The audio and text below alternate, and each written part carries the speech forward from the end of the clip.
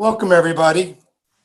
Thank you for joining us. My name is Bill Krivicich, the CEO and Chief Investment Officer at Mundi Financial. Thank you for joining us, and thank you for your continued trust and confidence in us. As an independent financial advisor, our focus is about managing risk. For our clients, may it be generating income in retirement, protecting your assets, leaving a legacy to the kids, or simply not outliving your money. Our beliefs are simple at Mundi Financial. You need to have three things. You need to have a plan, you need to have good investment management, and you need to manage and minimize risk. Today, risk is very complicated. It's around all of us everywhere. And it's more than stock market risk. Every few seconds, someone has their identity stolen. Computers are hacked. Credit is destroyed. And lives are sometimes ruined from this. These are risks. As an investment advisor, we cannot protect you from. But some basic and simple things go a long ways. For example, at Mundi Financial, we form relationships with you. We do not allow financial transactions to be executed on the internet. Think about that. We do not take instructions via voicemail system. We do not honor emails. We know who you are, your family, your grandkids. You are more than an account number to us. We know who you are. This may sound simple, but simple things like this go a long ways. And having a trusted relationship with an advisor is key. Today, we're going to share with you simple things that you can do to protect yourself. Today's educational webinar, Defending Against the Data Breach. Protect from spyware, malware, ransomware, and key loggers will feature renowned expert RobertSiciliano. Robert is a #1 best-selling author on Amazon.com. He is the CEO of Safer.me. He's the architect of the CSI Protection Certification Program. Robert is a security expert, nationally known, and committed to informing, educating, and empowering people on these topics. Robert has been helping individuals and Fortune 500 companies for many, many, many years. With that said, I am proud to introduce Robert Siciliano from Safer.me. Thank you so much, Bill. And thank you all for being here today, for ultimately, taking control of your personal security, revolving around protecting your identity, your privacy, your data, and your devices.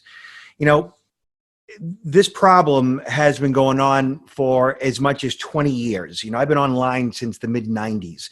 My small business got hacked in 1995. I suffered thousands of dollars in credit card fraud back when a dial-up connection to the internet was all we had. And since that time, I have been investigating all aspects of cybercrime. I've written 5 books revolving around this topic. And at this point, everything that I predicted back then has come truer than true 10 times. So at this point, we are probably 30 plus billion records compromised just in the past 4 to 5 years. And so what I'm going to do is I'm going to show you the extent of the problem and ultimately what those solutions are.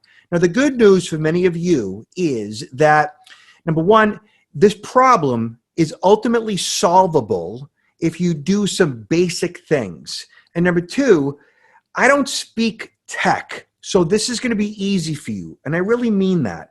So as long as you do these basic things that I say, or that I suggest, right? Put these various systems in place, do things like consider identity theft protection, get a credit freeze. We'll talk about all that stuff. But ultimately, be conscious of your data security and not just brush it off and think it's somebody else's problem. And every time the antivirus says it's time to pay or it pops up, you ignore it. Or when the update for the software comes, you shut it down. You need to do these basic things. Cybersecurity, cyber hygiene, digital literacy. These are all basic fundamentals that we need to engage in. The same way that when you get behind the wheel of a car, you put your seatbelt on because it's smart and you're safe and secure and you have better control over the vehicle. And then that same vehicle, you make sure that you get a tune-up, you get an inspection sticker, that the brakes and the tires are all safe and up to date. It's the same thing with your computers, your data, and your devices. You need to pay a little attention to it in order to make sure that, you're going to be protected, your data is going to be protected. So right here, We're going to talk about having a plan. You know, as the saying goes, if you fail to plan, then you plan to fail. And Bill talked all about plan, you know, and you have to plan. And when it comes to data security, if you fail to plan, you plan to pay. And nobody wants to do that. So that means you're paying the bad guys or lawyers or the government in fines. And you're losing business because of a poor security reputation. And then social engineering, know that every single time the phone rings, right, it could be a bad guy. Every time an email comes in, it could be a bad guy. So as long as you are aware that all incoming communication, phone, email, snail mail, right, telephone, email, everything, you have to be paying attention. If it's the government calling, it's not the government calling. If it's a company calling, it's probably not a company calling. I get more spam fraud calls every single day of the week. And we'll talk about ways to manage that. But ultimately, you know, as long as you're paying attention, you should be fine. And by the way, I know many of you have questions. And every time I say something, you're going to have a question revolving around it. What I would suggest that you do is in the chat box, plug those questions in now, anytime you want. And what Bill's going to be doing is recording those questions, writing them down, and he will be asking me those questions towards the end of the presentation so that you can make sure that all of your individual questions were asked and then answered. Cool? Chat box. All right. Security awareness training. That's what this is all about. Whether it be hardware, software, or human hacking, there's a vulnerability all around us. I'm going to teach you how to be a tougher target. Hardware. Make sure your devices. Now, some of you have Mac laptops, PC laptops, desktops of both kinds. You have Android mobile phones, iPhones. All of your devices, I would suggest to you, have to be a minimum of 3 to 5 years at their oldest, right? Younger devices, 1-2 years, are much more secure than devices that are 6 and 8 years old. The point is, the older the device, the more vulnerable it is to being compromised. Older hardware has older software, which has more vulnerabilities. Update your devices to newer operating systems. You shouldn't even be in a Windows 7 environment at this point. You should be on Windows 8 or definitely Windows 10 or on a newer version of Mac software. And then security software, keep all devices' operating systems updated. So whether you're on a Mac or a PC, or if you're on an Android or an iPhone, every so often you get a prompt or a request to update your operating system. Make sure that you do it automatically. I would suggest automatic updates if you have that option. Most people don't do manual updates well. That's why the states require an inspection sticker for your car every single year. Because if you didn't get one, you probably wouldn't, which is why you need to update your operating system automatically. Those updates are designed to protect you, because usually the manufacturer finds some type of a flaw or a vulnerability in that OS, they call it, operating system. And as long as you update it, there's critical security patches, software, to keep that operating system fresh, new, and secure. Wi-Fi security. Set up a secure Wi-Fi in your home or your business. So if you log into Wi-Fi at home and it does not require a password, that means it's unprotected. Now, at one point, you might have put the password in and your device remembers the password. That's fine. But if you have an unprotected, open, free Wi-Fi that your neighbors can jump on, that's a problem. You want to make sure that your Wi-Fi has a password, which means it's encrypted. And then VPN. A VPN is also known as a virtual private network. A VPN is a software download. Now, I know I'm going fast for some of you, and that's okay. Don't worry. All of this information is going to be available to you in a video, right? You're also going to be getting a copy of the entire presentation via PowerPoint, all the slides. So you'll have checklists, right? And I am available to you for the rest of our natural lives. You can always contact me for questions, comments, feedback, direction with all of this stuff. So VPN, ensure that your laptop and mobile phone has a VPN, a virtual private network software. So if you were to Google, and don't do it just yet, if you were to Google virtual private network, you would find all kinds of software programs for free or a small fee that you can download to protect your device's Wi-Fi. So let me give you an example. When you're out and about, you're at the hotel or the airport, or you're in the hotel lobby, or you're at the resort, or you're even, at an internet cafe and there's free Wi-Fi around. That free Wi-Fi is vulnerable to hacking, which means that bad guys can snoop your information on that free unencrypted Wi-Fi. So that's where a VPN, a virtual private network software, comes in. You download, install it. There's usually an easy tutorial that shows you how to do it, and it protects your data and devices on free, unprotected Wi-Fi. Okay? Do some searches on it, read some articles on it. I have plenty on my own website. Encryption, protect all your data with encryption software. So depending on your device, Windows, Mac, if you search the version of your operating system, say Windows 10, you search Windows 10 operating system encryption, you will find all kinds of articles that Microsoft has produced to tell you exactly where on your device you can enable encryption, so that if your device is lost or stolen, or hacked for that matter, with encryption, basically the bad guy can't see and sniff out your information. All of this will be available to you at the end for you to do a little bit of homework, okay? And then if that becomes if it becomes difficult for you, just get your 14-year-old son or grandson. They'll take care of it for you. Don't worry about it. And there's all kinds of tutorials on YouTube that you can walk through that will show you exactly how to do all of this stuff. Like anything else, like maintaining the safety and security of your vehicle, you have to maintain the safety and security of your data and your devices. It requires a little bit of mindfulness revolving around these things, okay? But don't get overwhelmed, it's easy.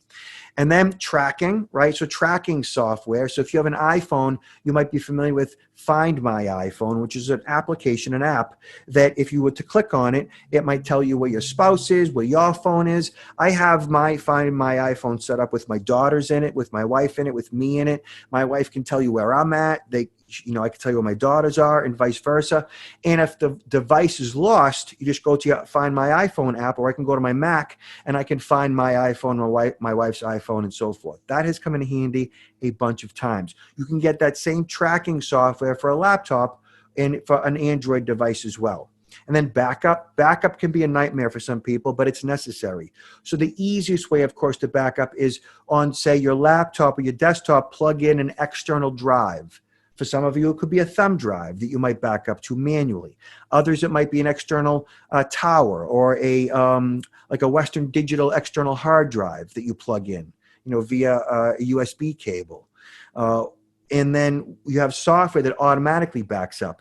I suggest doing that, they call that a local backup, or do a virtual backup in the cloud, as they say. So software like iBackup and Carbonite, these are online backups. Even Google has backups and Apple has backups. I back up to like 5 and 6 places, both locally on external hard drives and in the cloud. Set that up at least 2 to 4 places minimum, because when your device crashes, it gets wet, you break it, it gets stolen, you at least have backup elsewhere. And then passwords. We're going to spend a bunch of time talking about passwords, so I'm going to skip that for the moment. Two-factor authentication goes right in line with passwords. I'll speak to that momentarily. IT vendors. So depending on where you are in your life, you might be a small business, you might be somebody that is a moneyed individual that has a lot to, lose. So you might want to hire somebody to monitor all your information to protect your data. And in that case, I would ask your lawyer. I would ask your financial advisor who they might use. I'd ask your accountant. I'd ask people in your circle of influence who they use for information security, what recommendations they might have. Okay. And then social media. This is a little bit off topic, but I think it's important this day and age. What you say, what you post, what you like, what you share, it has repercussions. Okay. This goes a little bit beyond data security, but data security is part of this. What you post online can violate your privacy. It can also damage your online reputation. And at this point, no matter what you post, if it's remotely political, you're pretty much going to upset half the population. You may or may not care about that at this stage of your life. Who knows? But just keep that in mind. All right. So I'm going to kind of get into the nitty gritty of what's going on out there and how bad it is and how much worse it's going to get, and ultimately what you got to do to protect yourself. So this right here says that 2017 smashed world's records for most data breaches ever, right? That was just a few years ago. It says that 7.89 billion information records are compromised, over 5,200 data breaches. That's kind of a big deal. 2018, there were about like 6 or 7 billion records stolen. So right there is like 15 billion records compromised just in 2017 and 18. And we move to 2019. Check this out. More than 15.1 billion records exposed in 2019. That was, it says over 7,000 data breaches in 2019. That's basically about 30 billion records stolen in the past 3 years alone. That is insanity. What that means is your name, your address, your home phone, your mobile phone, your email address, many of your passwords, or your only password if you use the same password across multiple accounts, credit card numbers, bank account numbers are often in the hands of criminals. Now, as alarming as that is, I'm not worried about it, and I don't think you should be either, but you should do something about it, and I'm going to tell you what it is that you should do, okay? So, billions of records in the hands of criminals. What do you do about it? Let's talk about this first. Equifax breach affects 143 million customers. Many of us remember this from 2016 and 17. It was exposed in December, I think, of 2017. And ultimately, this means that Equifax servers were compromised. And 143 million customers, essentially, that was about 2/3 to 3/4 of the American adult population. And that means that hackers have, probably all of you, your name, your address, your phone number, right? Your social security number. For some of you, your credit card numbers, and for some of you, your driver's license numbers. So what does that all mean to you? Okay, it means first and foremost, as a result of that breach, it's likely the bad guys all have your identity, that your identity has been stolen. But all is not lost. My identity has been stolen. I had a hacker email me my social security number. He emailed it to me, basically to show me how cool he was, right? So once they have your social, the idea is to make the social security number useless to the thief. So one way to go about that is identity theft protection. You might have identity theft protection already. That's a good thing. I use identity theft protection too. But what you also need to have is something called a credit freeze. I'm going to take you online to the web right now, and I'm going to show you what a credit freeze is. A credit freeze basically is a tool that you apply for, that you will get through Experian, TransUnion, Equifax. Those are the three major credit bureaus. TransUnion, Experian, Equifax, okay? I'm going to walk you through the process of freezing your credit, what it means and what it doesn't mean. And I know you have a lot of questions, and feel free to enter them in the chat box at any given point. So first of all, the way to get to the credit bureau's page on how to freeze your credit, first go to Credit Freeze TransUnion. So you see, I entered, TransUnion, right? And then as soon as I did that, bang, it shows up in search. But look what happens. Equifax credit freeze shows up. Experian credit freeze shows up. So many people have already done this search, okay? And when you search credit freeze TransUnion or Equifax credit fax or Experian credit freeze, so forth, it all pops up in search. So we click TransUnion, and this is what shows up first. Credit freeze at freezemycredit@transunion.com. So we're going to click that. And I know some of you are asking right now, well, how do you know that's a good link to click? Trust that on the first page of search, when you search credit freeze TransUnion, that whatever shows up on the first page of search is going to be safe and secure. Now you might see some ads, right? You should be able to differentiate what the ads are, but it's all going to be safe. It's very difficult for a bad guy, a black hat hacker, to engage in a process called black hat search engine optimization, black hat SEO, to get credit freeze TransUnion on the first page of search. It's going to be very difficult. It's just not going to happen. Usually, just so you know, the only way that you'll end up with scammy links on the first page of search is if you're searching for terms that have like 5 and 6 words, or you're searching for like celebrities, or you're searching for pornography, right? Nefarious searches and searches on people that may provide some scamming links in the first page of search. But businesses and stuff like that, generally you should be fine. Credit freeze TransUnion. Now, let me just give you a quick overview there. So right there, credit freeze TransUnion, credit freeze Equifax, okay? So once you search this, they all pop up in search. So I hit enter, and there it is. It shows up credit freeze at freezemycredit@transunion.com, okay? And then from there, right here, you're on TransUnion's page and where you begin to freeze your credit. This is a pretty simple process. You can all handle this. It says right here, a credit freeze, also known as a security freeze, is the best way to help prevent new accounts from being opened in your name, like new credit cards, new loans. Somebody could buy a car in your name. They could buy a house in your name. They can get, a bank account in your name. A freeze generally stops that cold. It's absolutely free to freeze and unfreeze your credit, and it won't affect your credit score. Okay. Now, right here where it says freeze my credit, right? Or unfreeze my credit, or freeze a loved one's credit, depending on where you're at with the credit freeze. Some of you have already frozen your credit. You want to freeze a loved one's credit? This is where you begin. I froze my mother-in-law's credit. Really important. She was 82 at the time. She's 89 now. It's a good thing we did because she was getting all kinds of credit card offers in the mail, and she was filling them out and sending them in, and she had like $15,000 in debt, and then we had to pay it all off, and ultimately we froze her credit, and that stopped the credit card offers cold, and we take care of her anyway, so it's fine. So this is how you freeze a loved one's credit. This is how you unfreeze a credit. But first, for some of you who haven't froze your credit, you go here and click add freeze. And once you do that, right, you create a freeze account. They're asking for first name, middle name, last name, address, city, state, and zip, email address, mobile number, date of birth. They want the last four of your social. Don't worry about it. They already have the last four of your social. They just want to verify that it's you. And you click submit to continue. They're going to ask you a bunch of questions. Those questions are called knowledge-based authentication questions, knowledge-based. KBA. These are questions that only you should know the answer to, like, did you have a loan with this bank, or this bank? Did you live at this address, or this address, or this address? Did you have this phone number, or this phone number? This is knowledge-based authentication questions based on information that the credit bureau pulls from your own credit report, okay? If you have a problem getting a credit freeze by filling out the forms, call them. They'll walk you through it over the phone. Okay, so once you fill this out and go through the process, you're going to begin to freeze your credit.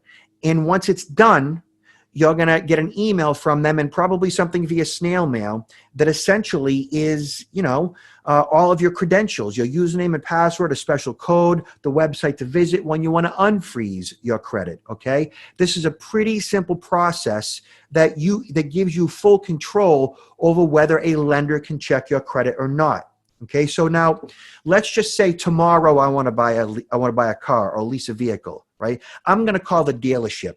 And when I call the dealership, I'm going to ask them, my credit's frozen right now, right? I'm going to call the dealership. I'm going to say, hey, which credit bureaus do you guys check? Oh, we check TransUnion. Okay, great. So I'm going to unfreeze my credit now. So when I go to the dealership tomorrow, they can check my credit. And I'll have my credit refreeze automatically within a few days. So once you have an account at the credit bureau, you basically have a dashboard.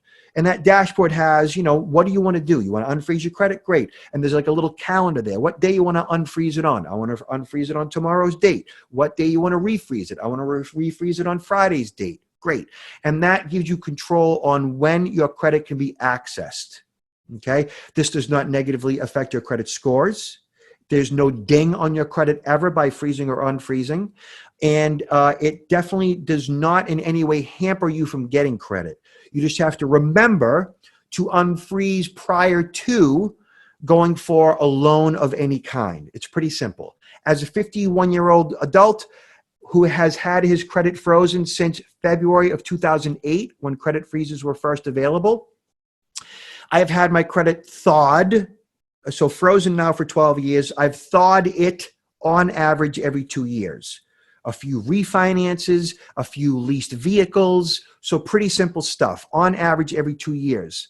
This is a good thing to do. You have to freeze it at all three credit bureaus, TransUnion, Equifax, Experian, and freeze your spouses and your parents and your kids too. 17 and under, their credit can and should be frozen. 18 and over, they're responsible for it, but you can assist them in that process. What I would suggest everybody do in the freeze process, bust out an Excel file or a Google Sheet and record everything as you go and password protect that Excel file. In the future, once you get all the credentials, the documents back from the credit bureaus, email, via snail mail, scan them, save them, email them to yourself, upload them to your Google Docs file, wherever you might keep stuff, and password protect all those files. I have copies in my fire retardant safe. I have them in my fire retardant locked filing cabinet. I have them with my birth certificates, marriage certificate, deeds to houses and titles to cars, passports. They're all together with my most sensitive, pertinent documents. Again, they're also digitized and emailed to me. Okay, I know we got a ton of questions over here. So all good stuff, but it's good to do, all right? And once you do it, it's done. You don't have to worry about anybody opening up any new lines of credit under your name ever. You just have to think ahead of time when you want to unfreeze and thaw your credit temporarily prior to, getting a loan, all right? Easy enough to do. This is what it looks like on Experian, right? So you search credit freeze Experian. This is what their page looks like to add a freeze. First name, last name, address, city, state, zip, social security number. Give them your social. Don't worry about it.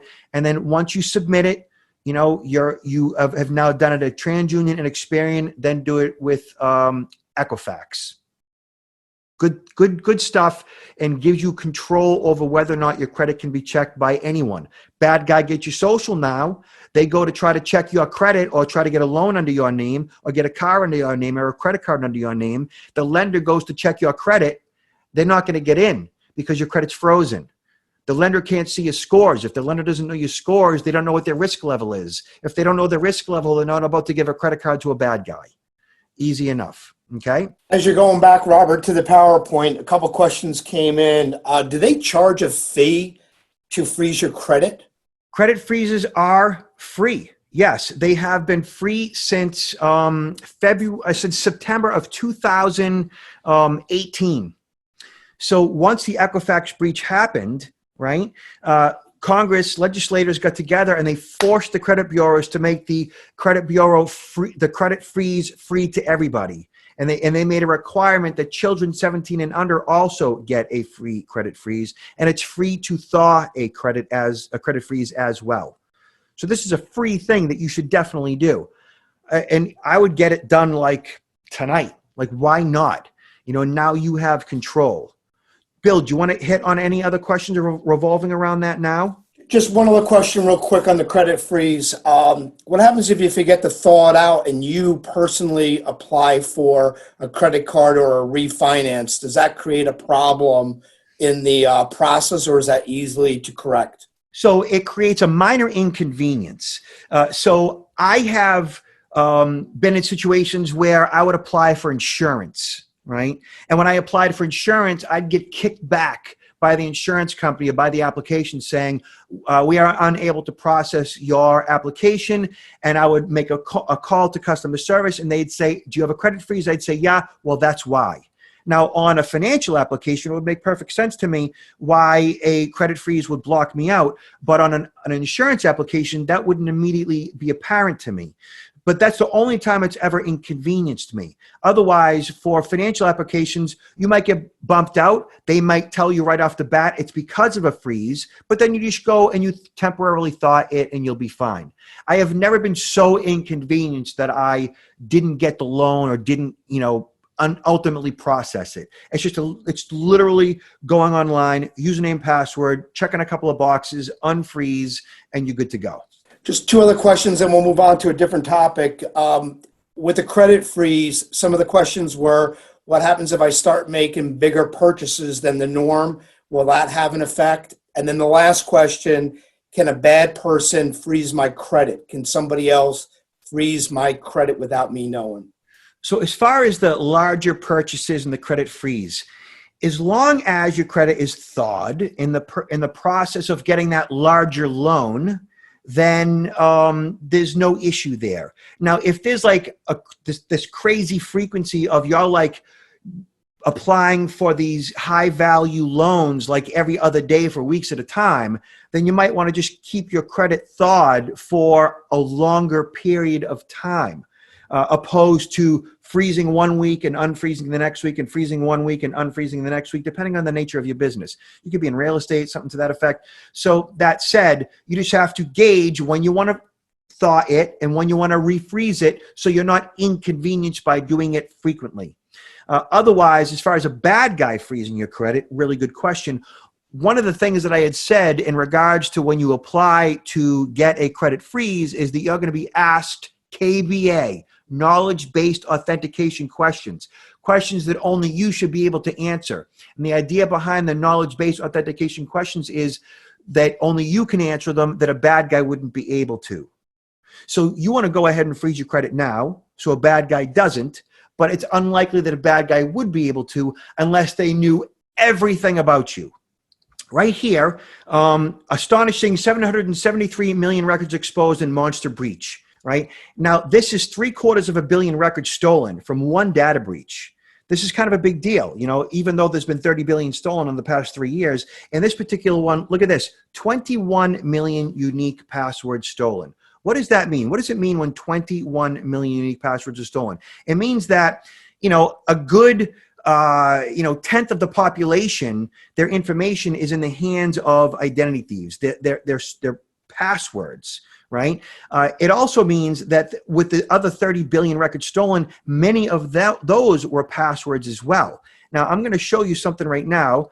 So right here, you are looking at Have I Been Pawned? This is a website that is set up by security researchers. These security researchers have downloaded over 10 billion records. These 10 billion records essentially are our information that have been stolen from a number of different websites. And so what they've done is they've sorted and sifted through those records and essentially have provided you and I the resources to determine if our information was stolen. Okay, so what I would recommend that you do, not now, just give me an opportunity to describe this and explain this to you. I've gone to Have I Been Pawned. You can see it in the address bar, Have I Been, PWNED. And the bad guys basically pronounce the pawned as owned. And the bad guys say, if you own the person's email, you own the person. Kind of scary, right? And it's kind of true. If they own your email, they have access to all your accounts. So right here, I've plugged in my RobertSiciliano@gmail.com. Okay, and I hit pwned, basically search, and to determine that, look at this, I was pawned on 24 breached sites. Look at that. These are the breached sites, like Apollo, a Bitcoin security forum, Bitly, Cafe Mom, right? Daily Motion, Discus, Dropbox, Forbes, GateHub, Last.fm, LinkedIn, all these websites all had data breaches. My RobertSiciliano@gmail.com is my username for all those sites. And what they're telling me is, for example, May 16th, May 2016, 164 million email addresses and passwords got stolen from LinkedIn, including my Gmail account, right? My Gmail as the username and the password that I used for LinkedIn, along with my Gmail address. Now, for some of you, if you have a LinkedIn address and if your password for LinkedIn is the same password as your email, they also have access to inside your email. Do you see how that works? Now, I don't use the same password for my LinkedIn as I do for my Gmail. I use a different password for every single account. Now, I don't remember any of them. I don't even know what they are. But my password manager remembers them for me. And I'm going to show you how to use a password. Now, I'll bet a few of you use a password manager already. But for those of you who don't, which usually is about 90% of you, I'll explain how that works in just a moment. So the point of this exhibit here is that your data is out there. You know, there's 30 billion records stolen, usernames, passwords. For me, it was 24 different sites, and they all have my passwords for all those sites. So those sites, of course, will tell you and prompt you ahead of time to make sure to, update your passcode next time you log in, which is a good thing. Making sure to update your password with a different password, uppercase, lowercase characters, and numbers, and never using the same password twice. Now, in order to have a different password across all of your existing sites, the best way to go about it is, again, a password manager. Now, let me show you what that looks like. So you see my screen, and you see I am circling this little icon right here. See that right there? That is an icon in my Brave browser. Brave is just like Chrome. Brave is better, actually. In my Brave browser, I click on this icon. So this icon right here, I click on this icon. This is my RoboForm password manager icon. I click on that and a drop-down menu shows up. You see logins, you see generate password, and I'm going to click on logins. When I click on logins, you see it displays all the various websites that my password manager manages. So upper left, you see 1,000 bulbs. That's 1000bulbs.com. You scroll down, that's abcnews.com. As you continue on, you'll see Amazon, and I'm sure Bank of America. Yep, there it is right there. As we scroll through, you'll see Chewy down there somewhere, or Chase Bank, and so forth. So these are all of the websites in which my password manager manages. And all I have to do is click on any single one of these, and it's going to take me directly to Costco.com. It's going to add in my username and my password automatically. That's the beauty of a password manager. It manages all your passwords. I don't have to remember any of them. So now what I would suggest everybody do is over time, once you install a password manager, daily, weekly, monthly, annually, as you go to each of your websites, automatically have the password manager recognize the site, enter the password through the password manager, and over time, change all the passwords on the different sites that are the same password. You want to generate new, stronger, more secure passwords. And the way you do that is right here. This is the password generate feature. Over here, you can see right there, it's A and 8 and I and J and G and C and I and G and so forth, uppercase, lowercase, numbers and characters. That's how you generate a much more secure and stronger password. Let me show what password managers look like. I'll show you right here. So right here, you see the PC Magazine, right? You see the best password managers for 2020? Yes, we do. Okay, good. So what to do is, once you are interested in engaging in a password manager, then the next best thing for you to do is to do a search online for password manager in Google. And when that takes place, right, you will ultimately come to this article that shows you and tells you exactly all the various password managers and what they do. So what a password manager is basically is an install on your device, whether it's your mobile phone, your laptop, or your desktop. It installs on your computer itself or on your mobile, and then it embeds itself in your browser. There's generally an icon like this icon right here, and once you click on that icon, it shows all the different passwords for all the different websites that you visit. And when you do that, ultimately you just click any of those icons for any of those websites you want to visit, and it brings you right to them. And essentially that is how a password manager works. And a password manager allows you to create secure passwords for all the various websites that you visit.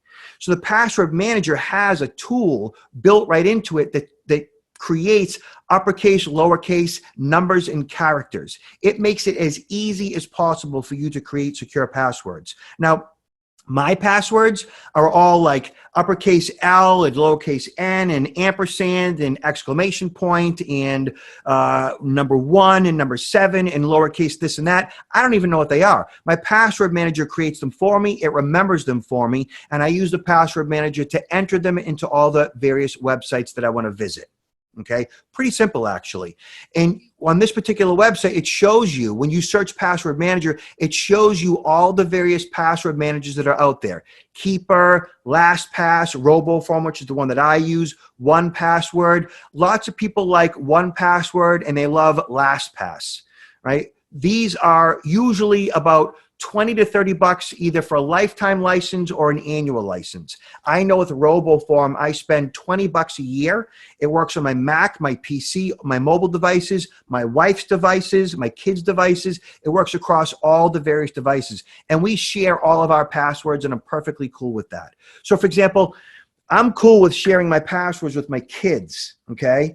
So my kids are younger, and if something was to happen to me and my wife, my kids have access to my passwords, which means, you know, if we die, right, my kids have access to all of our financial accounts, which means their aunt, who's the executrix of our will, you know, she gets the kids if something happens to us.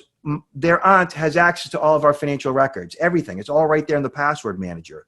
So I would consider a password manager, and I'll walk all of you through a password manager at any given point in time to show you how it works if you did not get enough out of that today. Okay. Do we have any questions, comments, feedback regarding a password? There's a couple of them, Robert. The first is, is a password manager safer than a keychain? And then the next question or two that came in had to do with, can they hack your password manager? Yeah, Can really the good bad questions. people get in there? So Keychain, I believe, is Apple. Keychain is Apple.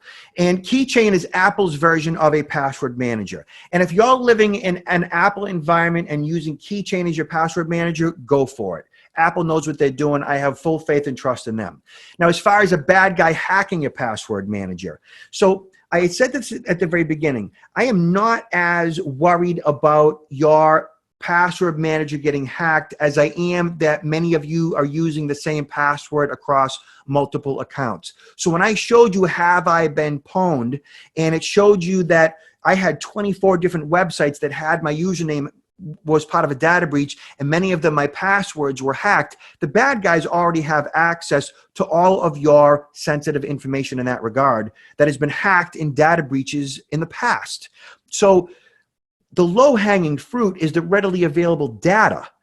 It's hard to hack a password manager. There's encryption involved there. These are security companies that have bank-level, military-grade encryption. They are unlikely to get hacked. Yes, there have been certain vulnerabilities in various password managers over the years, but all software, your cars have vulnerabilities. Everything there's a vulnerability in, but not so much so. I am unaware of a vulnerability in a password manager such that all of the data was hacked. That, to my knowledge, in all the years that I've been doing this, has not happened.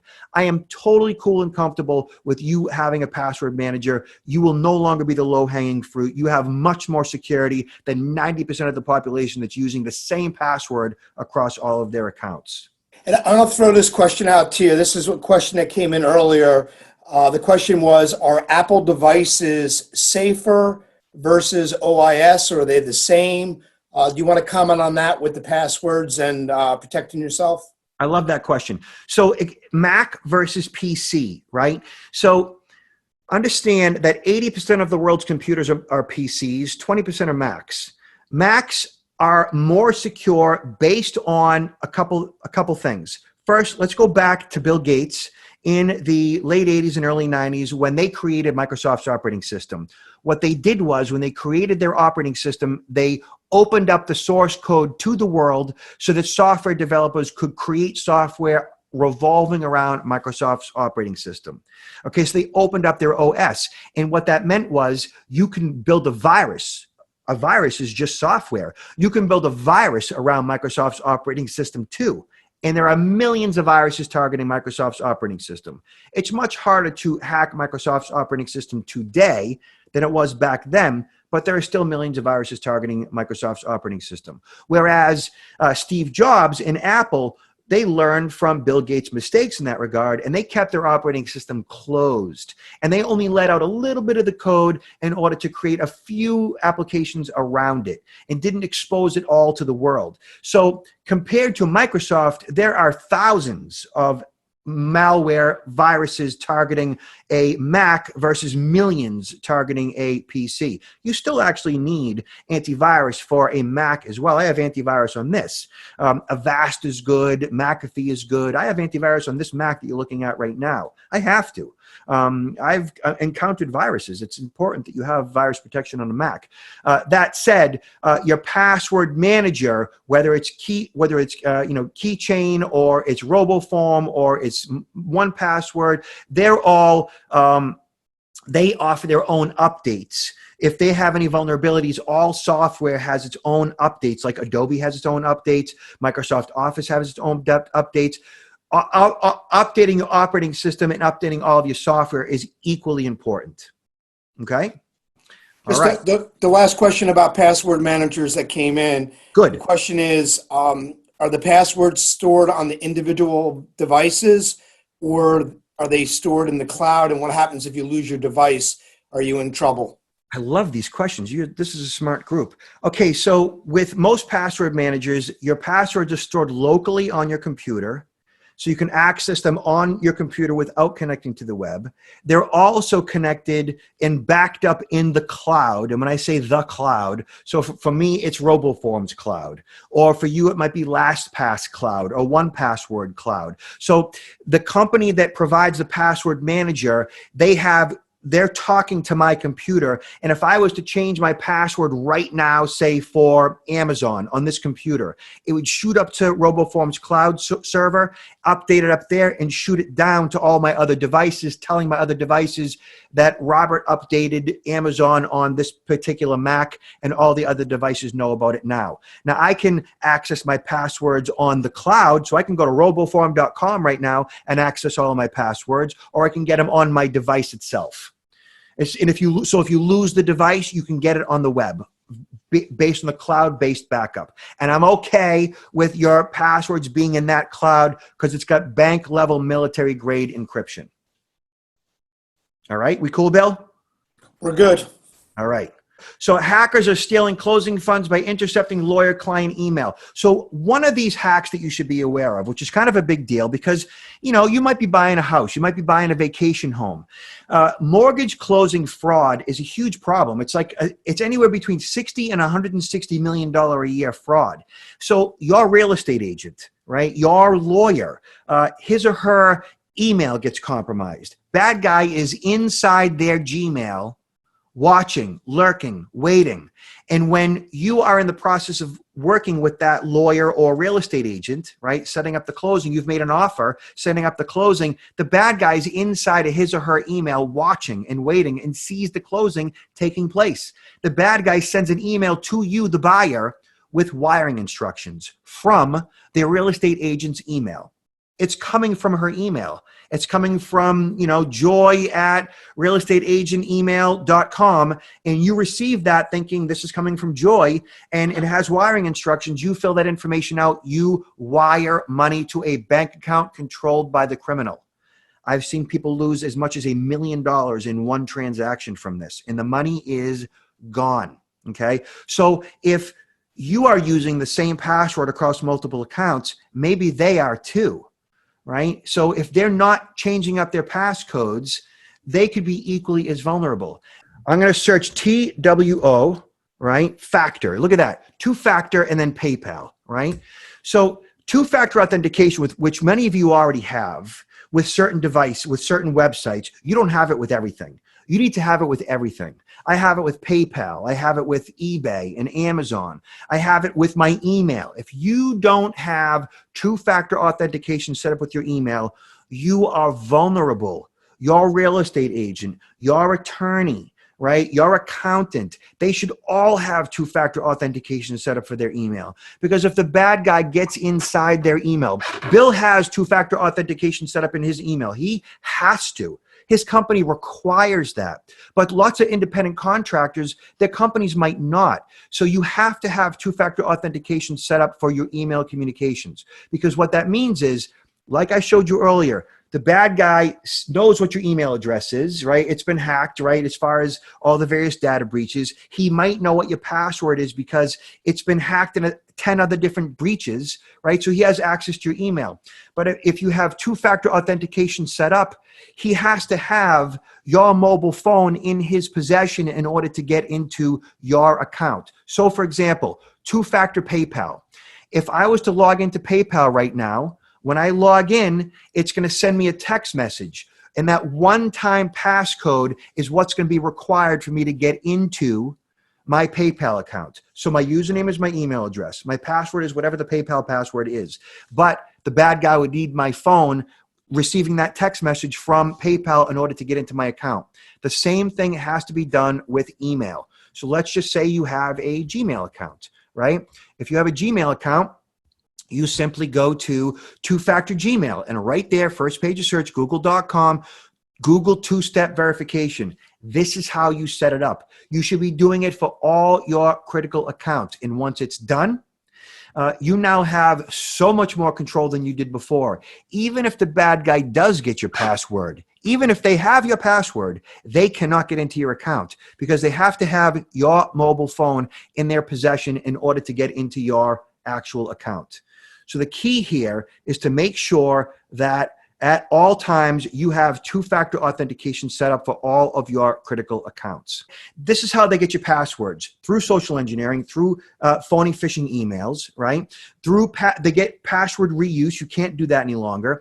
Insecure, weak passwords. You can't use 1, 2, 3, 4, 5, 6 as a password. You can't use password as a password. Bad guys know that these are passwords that people are using. Millions of people are using these passwords. They're well aware of it. You can't use QWERTY as a password. Bad guys know that you're using these as your passwords. So utilize a password manager and allow the password manager to create uppercase, lowercase, numbers, characters, and so forth.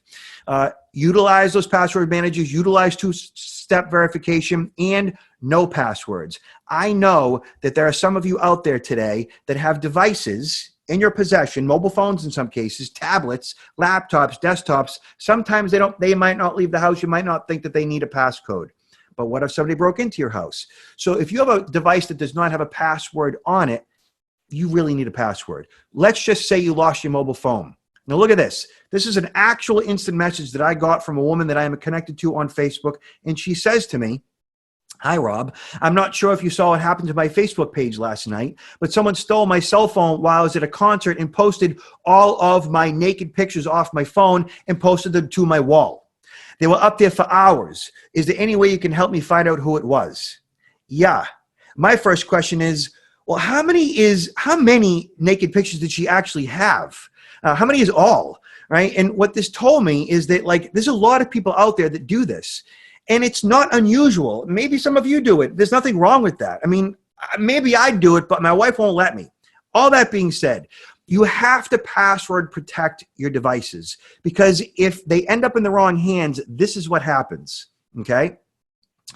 All right, and then social engineering, right? Protect yourself from social engineering scams. This is a collection of techniques used to manipulate people into performing actions or divulging confidential information. Basically, every single time you get an email, every single time the phone rings, and every time somebody knocks on the door, be suspect. Always be alert and tell the same thing to your parents, okay? They may pose as you, a spouse, a bill collector, a bank, a utility, fellow employee, government agency. There's no limit to what they might do, right? They may say you're going to lose something, gain something. They utilize things like fear and greed and love and sex and marriage to get to you. They utilize the principles of influence and the psychology of persuasion to get access to you. They know what makes you tick, right? And keep in mind that there is no patch for human gullibility. P.T. Barnum once said that there's a sucker born every minute.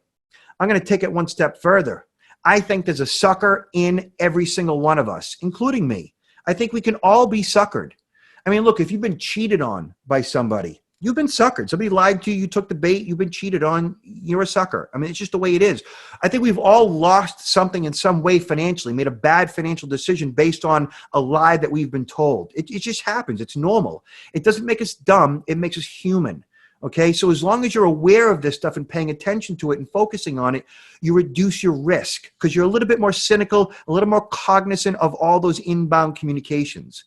And there are certain people in your life that really need to know what's going on. Right here, people are still dumb enough to pick up abandoned USBs and plug them in. Thumb drives, right? If you saw a toothbrush in the parking lot, would you pick it up and use it? No, you wouldn't. Same thing with the thumb drive. Bad guys, they drop thumb drives in the parking lot for you to pick up, to plug into your computer, and they already have a virus on them. That's a real thing, right? It's totally crazy. And then here, this is called a keylogger. This is a device that you can get off of Amazon for $50. It records 4,000 pages of text. This is the mail end. You plug that into the back of the desktop, generally like a Windows machine and sometimes a Mac, right? And you plug the keyboard into that. So in a work environment, say in an office environment, the cleaning company comes in after hours. It is not unusual for a cleaning company to have access to the back of a computer.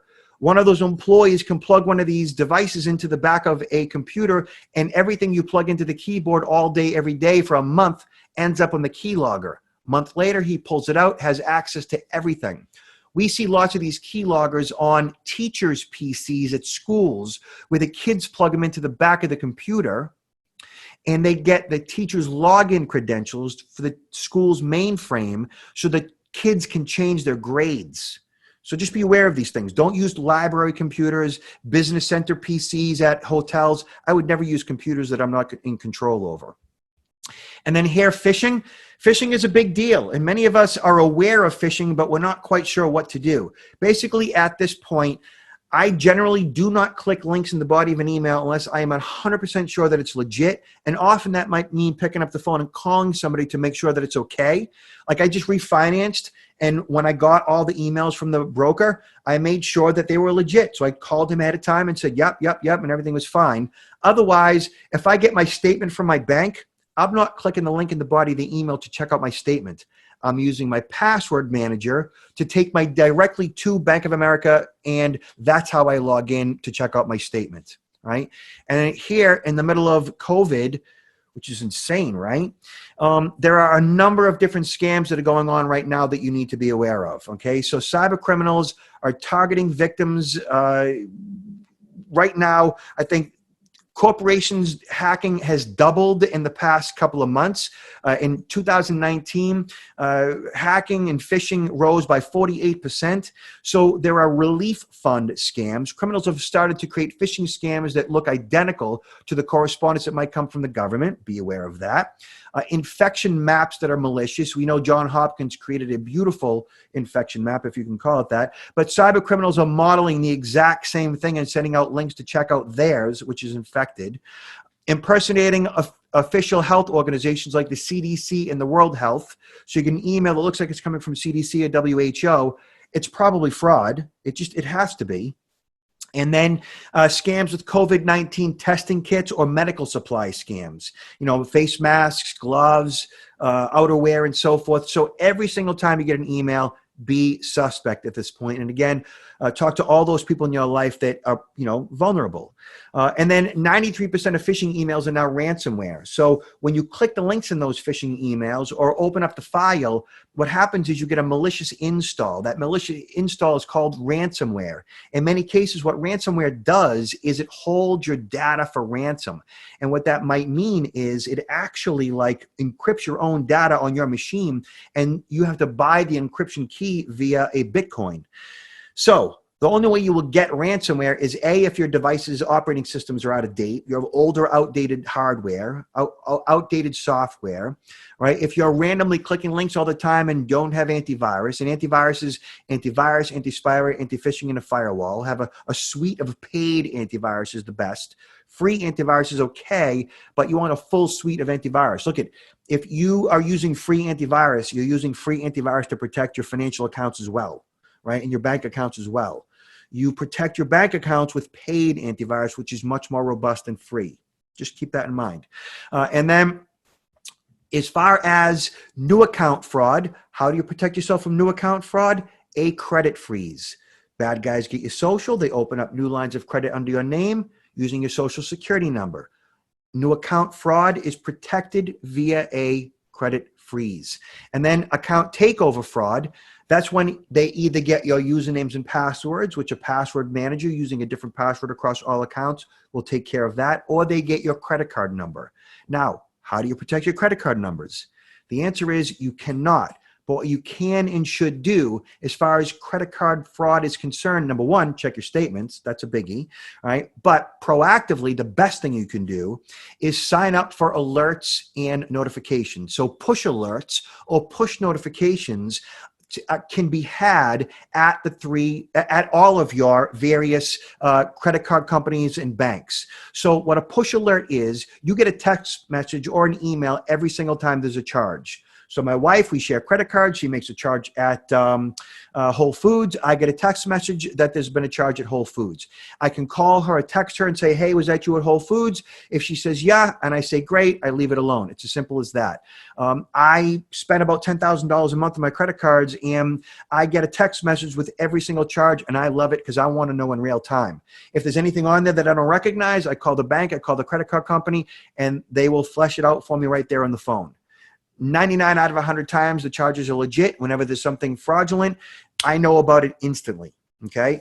Push notifications. Go online to your bank, go online to your credit card company, research it. If you can't find it, call them with the phone number on the back of the card. They'll tell you exactly how to do it for you, all right? Child identity theft, you talked about it briefly. The best way to protect your kids, 17 and under, credit freeze. Tax identity theft, and then I'm almost done. Tax identity theft. Millions of dollars lost every year due to tax-related identity theft.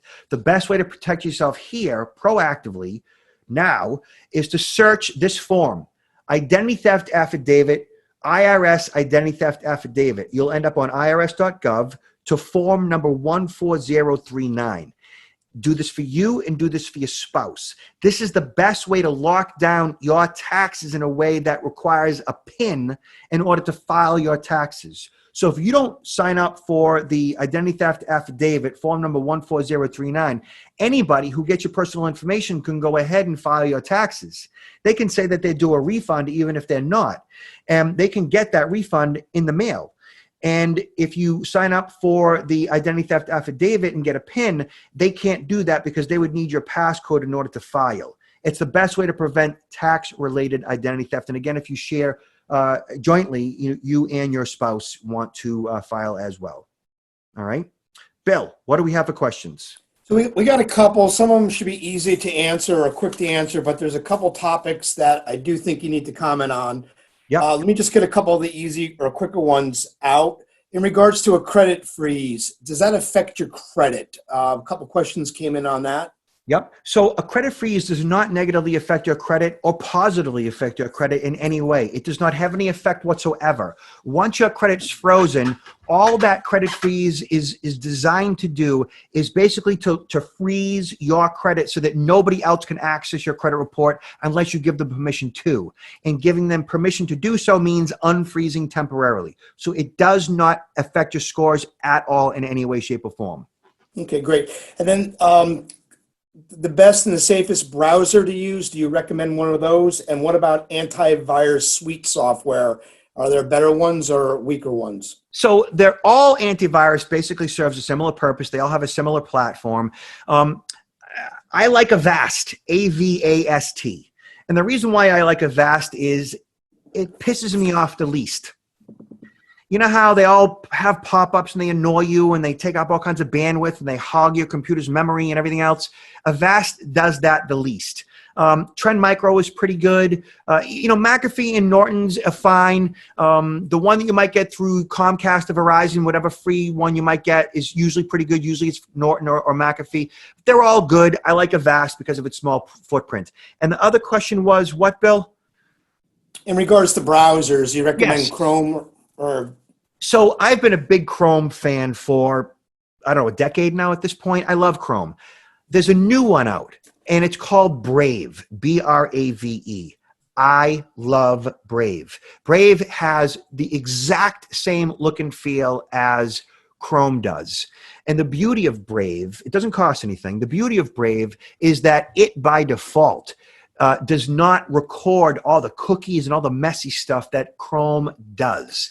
So one thing to be aware of, if you do decide to go the route of the Brave browser, is that occasionally you will come up against a form you're filling out or a website that you're visiting that you just, for whatever reason, you're just not getting what you are supposed to be getting. And you're thinking something is broken. But it might be Brave being a little too ambitious. So I would suggest Chrome for most of you. And if you're pretty good and pretty tech savvy, Brave. And then if you're having problems around the Brave browser, recognize that whatever toe stubbing you're doing right now might be due to Brave's aggressive privacy features. Okay, great. And one area that we didn't touch base, and we had a bunch of questions come in. Can someone steal the title to your home? And does home title lock work? And what about LifeLock? Is that good? Yeah. So title fraud is a real thing. That being said, the investment is like $10-15 a month for title fraud insurance, I guess, or prevention. It's kind of easy to do. the likelihood of it happening is really, really, really, really slim. As far as bad guys making money on title fraud, I'd argue that the people that are selling insurance to prevent it and this and that are probably making more money than the bad guys. But there's still value in it. I have talked to the people in the state of Massachusetts that deal with titles, in those offices, and they're just not experiencing a problem. They're not seeing fraud. So it is an issue, but it's not one so big that you need to lose any sleep over it. And if you have the resource to make the investment to prevent it, go for it. Otherwise, LifeLock in identity theft protection, first and foremost, get a credit freeze. Right? A credit freeze stops most new account fraud cold. What identity theft protection does, right, all of them, basically is they monitor your credit. You can get free credit monitoring, by the way, at AAA. If you have like the tow package, AAA, you can get free credit monitoring, which is a good thing to have. Wherever you live, like if you're in the Northeast region like I am, you just you log into AAA and search identity theft or credit monitoring, and you can quickly sign up. It's experienced credit monitoring, which is nice. Other than that, what LifeLock and other companies do is they offer credit monitoring and a restoration component, which the restoration component you cannot get with a credit freeze. The restoration component is where you have experts via LifeLock or the identity theft protection firm that will work in your behalf if, in fact, your identity is stolen. And often, their service will protect you from most forms of new account fraud or not, but a credit freeze will. But let's just say you have medical identity theft or tax-related identity theft or even criminal-related identity theft. All forms of identity theft that the identity theft protection cannot protect you from at all. They cannot protect you from that. But their restoration component can kick in, and their people will work with you or make it go away. So for the $15 a month that might cost, if you have the resources, go for it. I have identity theft protection and I have a credit freeze. I'm all about layers of protection. The more security, the better. Great. Just two other questions and then we'll wrap things up. A couple questions came in regards to online bank accounts, checking accounts, savings accounts. Questions were, is password manager the best way to protect them? Are they safe? Because we're all doing things digitally today and online. Is there anything that we should be doing to protect ourselves? Okay. So as far as banking online goes, I bank online. I've been banking online since its inception. And keeping in mind that, as long as your devices are properly protected, you're updating your operating system, you have newer hardware, you're updating your various software programs, right?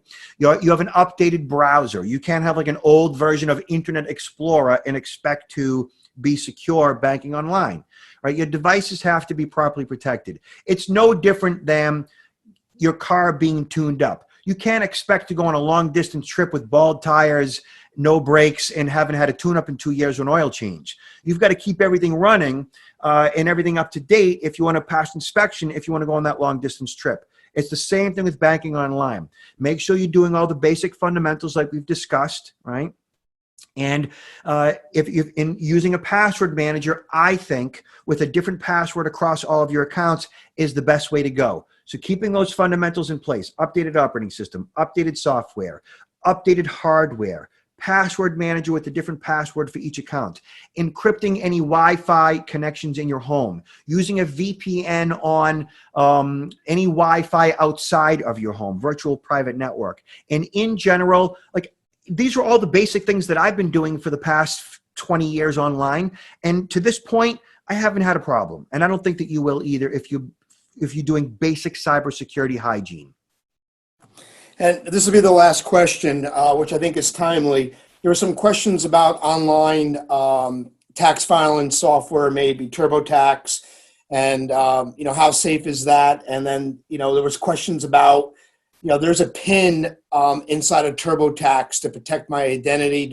Is that as good as the form 14039 that you just talked about?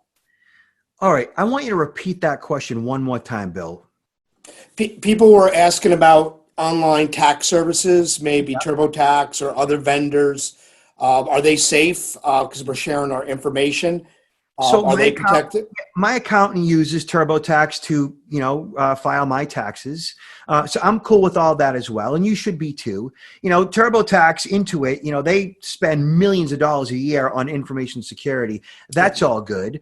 Your accountant, you want to have a conversation with your accountant, like what systems does he have in place? Does he use a different password across all of his accounts? Does he update his device's operating system? You're putting more faith and trust in your accountant's devices. That's where the low-hanging fruit is your accountant's devices opposed to TurboTax. If you're using those stuff and you're a do-it-yourselfer and you're doing your own taxes, again, it's your devices. TurboTax is the least of your worries. Okay, great. Well, I thank everybody for attending today. We're going to follow up and share this information with you. We have the slides, the presentation, which will go a little bit more in depth for you. I thank you very much, Robert. I think it was very informative, and I look forward to chatting with everybody. Thank you very much.